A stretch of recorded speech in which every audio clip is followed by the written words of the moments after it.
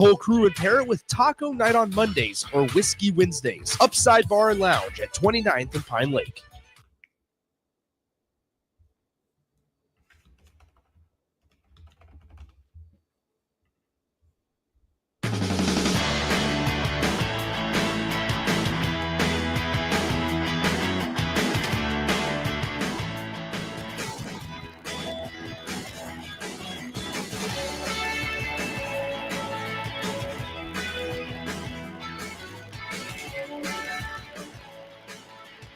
We are here for the Hoops Postgame show, and obviously after a terrible start there, I got a little bit of an echo.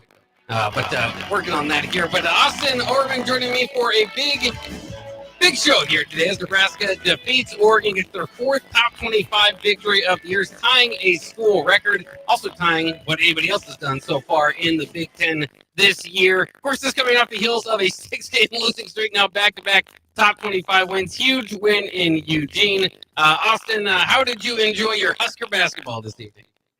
Bach, that was a heck of a win. For my money, maybe the best win of the year for Nebraska so far. I mean, you think about this, it's the second straight win against a top 25 team. That's certainly notable. You look at Nebraska's first Big Ten road win, coming on the road in Eugene, a place that is pretty darn unfamiliar to Nebraska. So there's that to keep in mind. There's the fact that Oregon's leading scorer and probably their best overall player, Nate Biddle, their center, was a minus 27 in tonight's game. Nebraska dominated the minutes with him on the floor. Jackson Shellstad, for my money, their best player, was probably Oregon's best player tonight. 16 points, also had 3 rebounds and 2 assists, hit some big shots to keep the Ducks in it, but most of that happened later on in the game. And you think about the fact that Nebraska's plane was a little bit late getting in, so there's that to deal with. There's the 4:30 body clock tip-off that Nebraska had to deal with. That's a weird time, and Nebraska hasn't traditionally handled that very well. Is it, the biggest, most important win of the season to this point? I would say so, Bach. Nebraska, I think, really validated what it did against Illinois by doing it on the road against an Oregon team that's scuffling. They lost 3 of 4 coming in, including a blowout loss on the road at UCLA. And sure, Nebraska wasn't perfect, but this was a much better performance from the start from Nebraska. They didn't get down early on the road, and they punched right back when Oregon had a counterpunch. Nebraska found a way to not ever let that counterpunch be a knockout blow, and the Huskers came away with a 6-point victory in the end.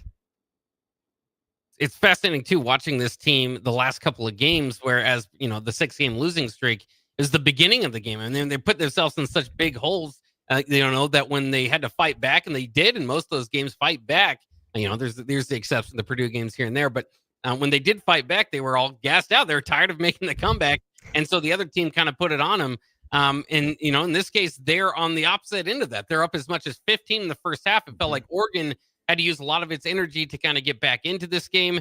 In Nebraska, of course, riding Bryce Williams for another big performance to a victory here. But I did want to ask you, I mean, this is the back-to-back games here. It's crazy how the narrative can start, moving one way or the other, right? Is that Nebraska has beat 2 top 25 teams.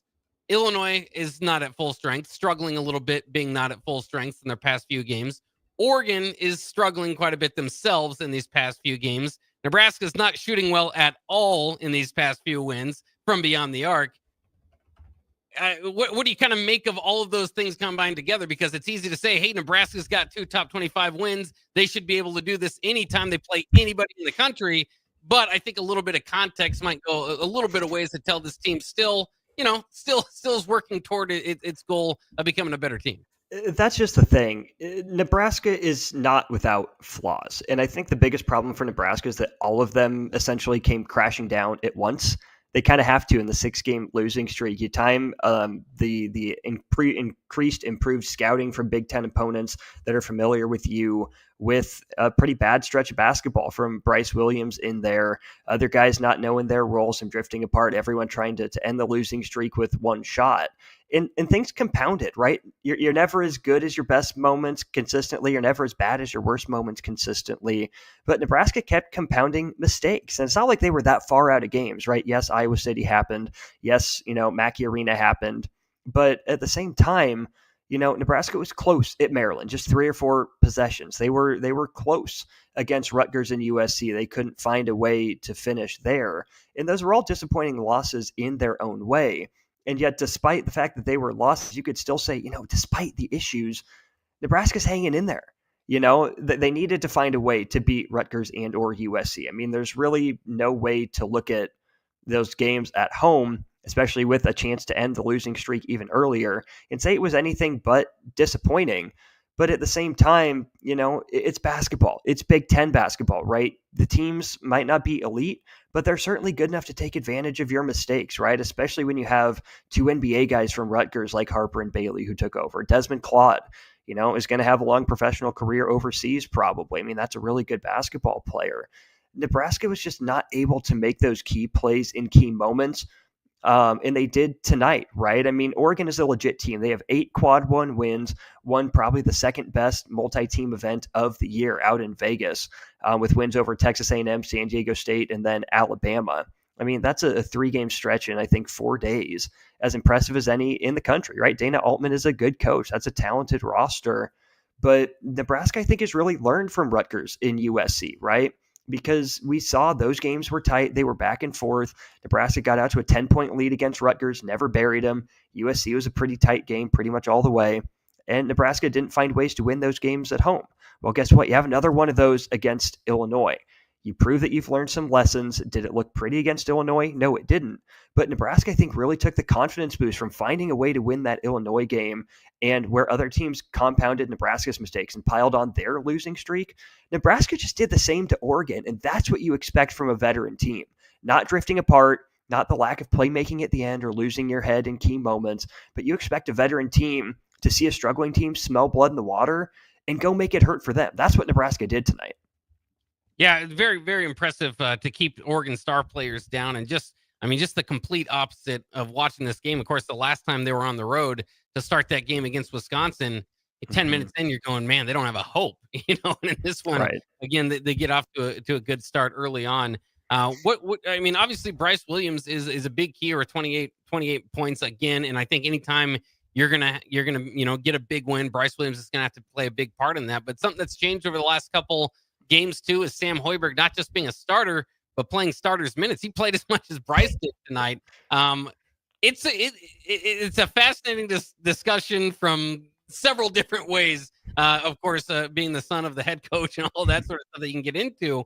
But it felt like a desperation type of move almost to me. Like when they're in the 6-game losing streak, I'm thinking, I don't know if this is going to be what changes. At least he's trying to push some button. Of course, they tried Ulis at the point one game.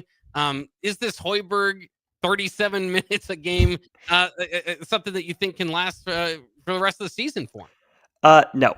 Short answer. Next question. Just kidding. No, I don't think it is. I mean, it was a little bit desperation, especially from the outside, but it also made some sense at the same time. Think about the changes in the starting lineup to when it was Aaron Ulis, then it was Sam Hoiberg, and then Andrew Morgan went in there. Energy guys, spark guys. It didn't work at Wisconsin, very clearly. Wisconsin shot the lights out. Nebraska looked like it was only half engaged, half interested, and that was kind of a problem. But, another new starting lineup tonight, with Raleigh Wooster out of the starting lineup, Berke Boyuktengel in his place for a little bit of a bigger look against a bigger athletic Oregon team. This was also, I think, one of the better matchups for Sam Hoiberg, because not many teams have a lead guard that's the same height as Sam, right? And, that's not a knock on Sam. We know he competes his butt off on the defensive end. But he and Shellstad are very similar-sized guys, right? That just levels the playing field, unlike the task of him guarding Jacoby Gillespie. That's why he wasn't on Kasparis Jakushonis very much for Illinois, or Dylan Harper. Those guys are just bigger. They move a little differently than him. Shellstad's a similar stature player, and he was out there quite a bit for Oregon too. I mean, he played 37 minutes. So if you essentially match Sam's minutes with Shellstad's, there you have it, right? Nebraska found the matchup. They took advantage of it. I thought Sam did a pretty darn good job in that matchup. And will he play 37 minutes every night? No. Will he play 12 minutes some nights? No. I think he's going to settle in that 20-minute range if I had to guess. Let's go to the text line here, though, Bach, brought to you by Starter Heyman Jewelers. Dan from Canopy says, Juwan and Bryce play like that, they can beat anyone. Sprinkle in 9 Bear K rebounds. Great Raleigh and Morgan game finally, GBR. Yeah, it's really going to come down to Bryce Williams and Juwan Gary, right? They did a good job against the press break, which we can get to here in just a little bit. Bryce hit some big shots for him. Juwan was fearless attacking the rim. He did a great job inside the arc. 6 of 10 shooting for him, Gary, and 10 of 12 at the free throw line. Only took 3 threes, made one of them. It was a big one right after Oregon had crawled back to within 5. I think there were 2 free throws and then the Gary 3 to immediately stretch it back out to 10.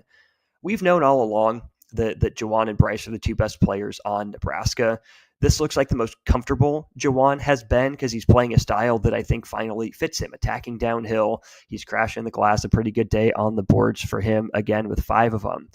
And Bryce Williams, right? Oregon's not necessarily familiar with him. They haven't seen him before. He took advantage of some stuff. Raleigh Wooster hit a couple big shots, hit a random 3 out of pretty much nowhere, hit a turnaround jumper late on the shot clock that was big to stretch Nebraska's lead back to 8, I want to say, 6 or 8 at one point.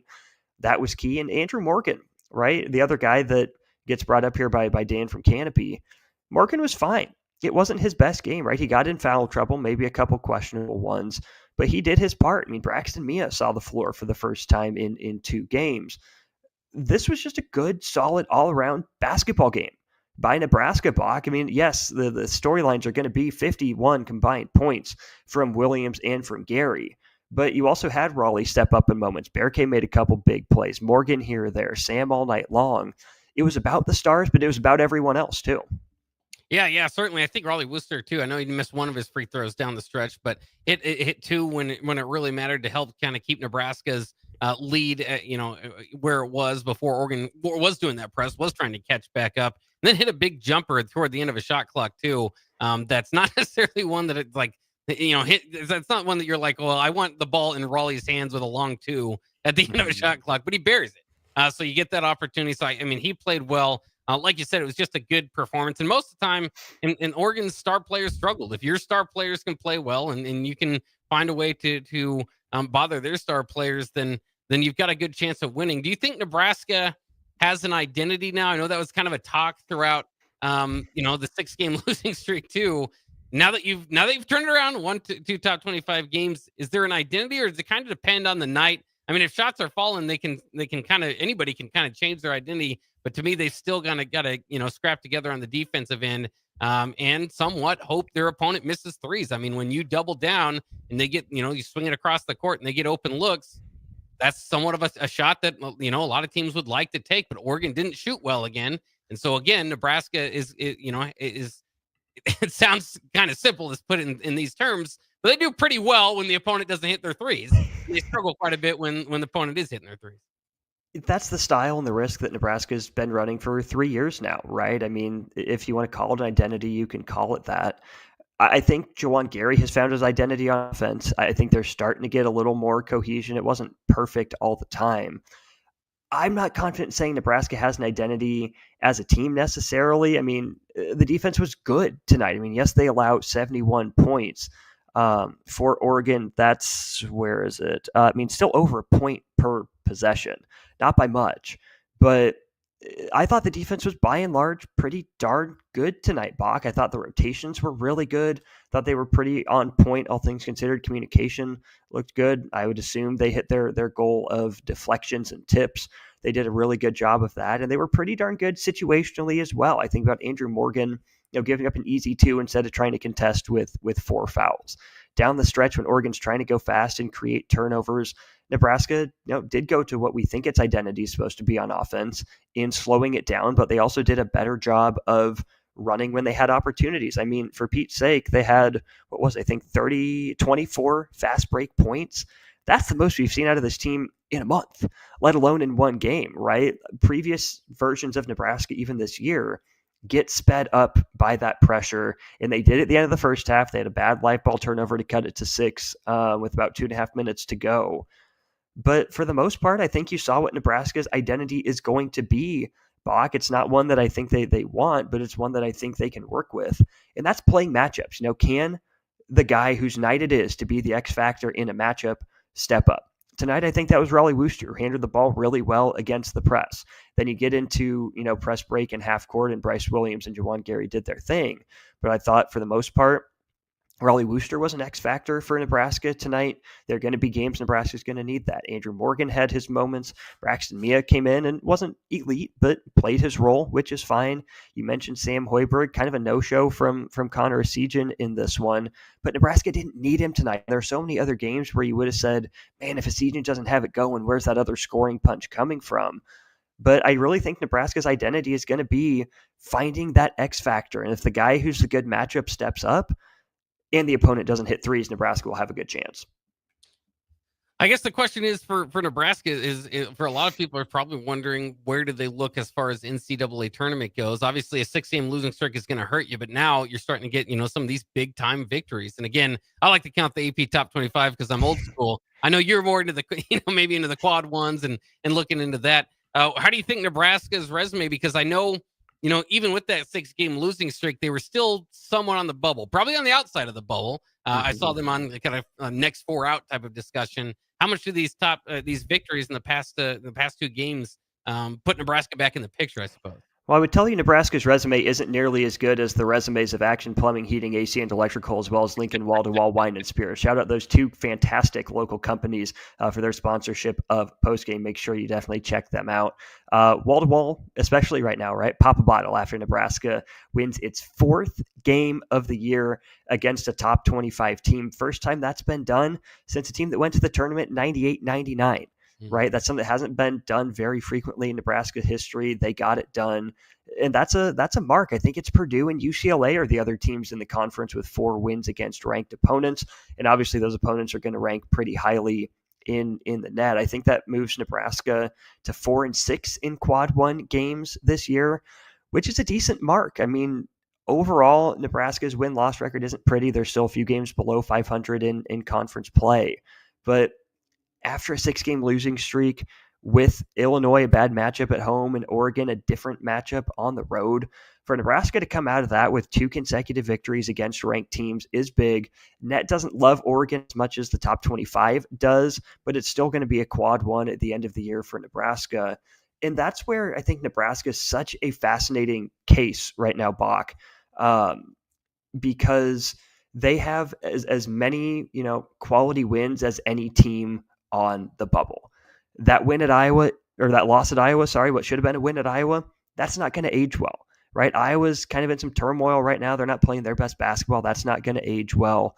The loss to Rutgers isn't damaging necessarily, but that's a non-tournament team. You lose it at home. USC, that loss is starting to look better and better, but again, it's at home. You missed out on an opportunity there. And then just the eye test.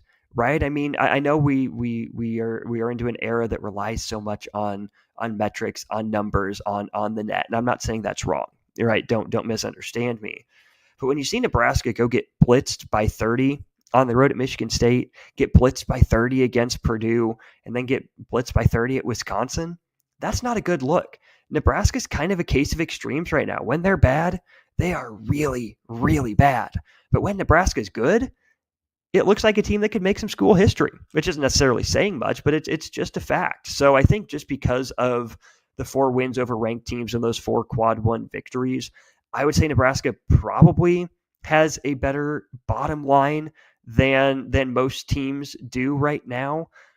But I wouldn't bank on it right now, right? This is just a huge couple steps in the right direction. Nebraska's resume isn't done. Of their next 5 games, 4 more quad 1 opportunities right now. Not one of those teams has a little number in front of their name, but they're just as big, if not even bigger, for Nebraska to see if they can continue this momentum and get themselves more on the safe side of the bubble than the poppable edge. Yeah, absolutely. It doesn't feel safe at all, but I mean, it was funny because, before this happened, of course, you go on the 6-game losing streak and then you have, or 5-game losing streak, I suppose, and then you have 3 games against top 25 opponents. And I was saying, well, the blessing is you can turn this thing around. You might kind of be a team that's maybe not there for your record, but for your, quality victories. And to be honest, I was saying that, because to look on the bright side, I wasn't saying I wasn't be able to predict this. I was just saying, well, at least there's opportunity. And that's the way Nebraska was able to approach this thing is to take this opportunity. I mean, with a couple losses here, we're not talking about bubble. We're talking, it would just be really hard to turn it around. And even if they went on a big, winning streak, it'd be like, okay, that's good, positive stuff. But it'd be tough to kind of get back into the bubble discussion. So when you say this is the biggest victory of the season, especially if you combine it with that Illinois game, it's like you're not just saying it. It's like, man, this is kind of saving the season for now. It is, and we can keep going on this. Let me know if we have to take a break, but it's the biggest win of the season for what it does in the big picture, right? Getting Nebraska back, I think, probably on the positive side of the bubble, or at least much closer to it. But I also think Nebraska won a game in a way it hasn't recently, right? Because I didn't love the matchup with Oregon because they're quick, they're long, they're athletic, and we saw them, the Ducks, I mean, make a run when they were able to fluster Nebraska after that U4 timeout in the first half. Nebraska had done a pretty good job handling the Oregon pressure through the first 16 minutes. Oregon not shooting well obviously helped matters, right? Because they didn't have many chances to set up the press. But Nebraska looked pretty calm and in control, I thought, for the first 16 minutes. They get a little flustered. Oregon goes on a run, so Nebraska's only up by 6 at half. But that could have been a lot worse than 6 because it got to 32-28. Bryce Williams keeps it, goes down the lane for a dunk. Oregon's going to have the last shot, and they don't get a good one. In fact, they throw it out of bounds. They didn't even get a shot off, right? That's a moment where Maryland has the Jacoby Gillespie buzzer beater, right? Oregon throws the ball out of bounds. Again, a team that's searching, trying to find itself. But Nebraska made a play at the end of the first half, caught a break, and then in the second half, Oregon's able to get back to its pressure. That was an Oregon-paced half. I mean, 43-43 was the scoring in the second half, dead even, but it hasn't been played at Nebraska's pace really over the last 2 games. Illinois sped Nebraska up and it went better. I thought it was going to. And same with Oregon, right? Nebraska, to me, struggles to handle the ball. I mean, especially if you're starting Sam Hoiberg, he got the ball in the corner against a couple traps. That's dangerous for Nebraska. They, for the most part, got out of it. Loose handle a couple times with Sam and with Bryce. But for the night, I mean, 12 turnovers with the way the first half ended. Let me go back and see if I can do this by half here. So yeah, Nebraska had 7 turnovers in the first half, but 5 in the second half, and that's a step in the right direction. When Oregon needed to press, Nebraska found a way.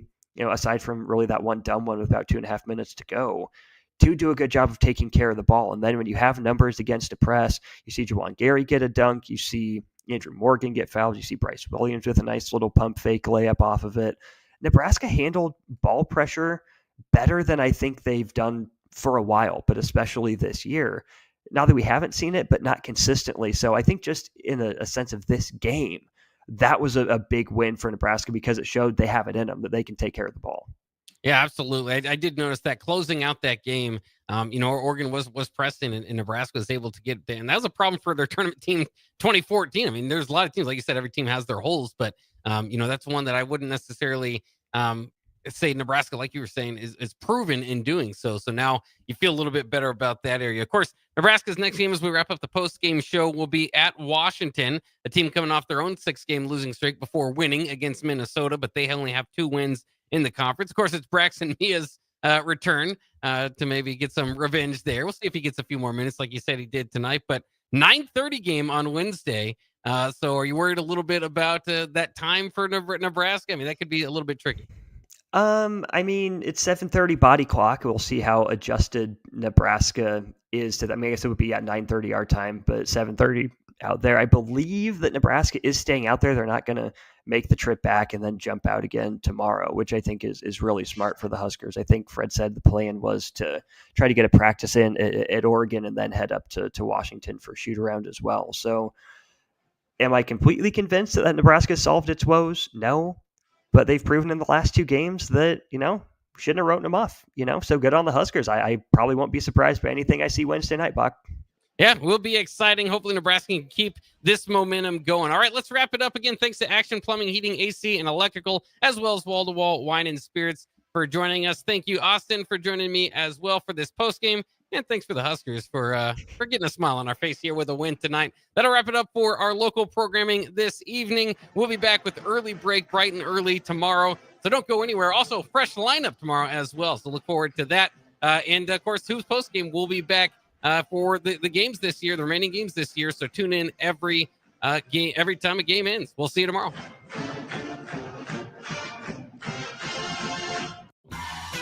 Wall to Wall Wine and Spirits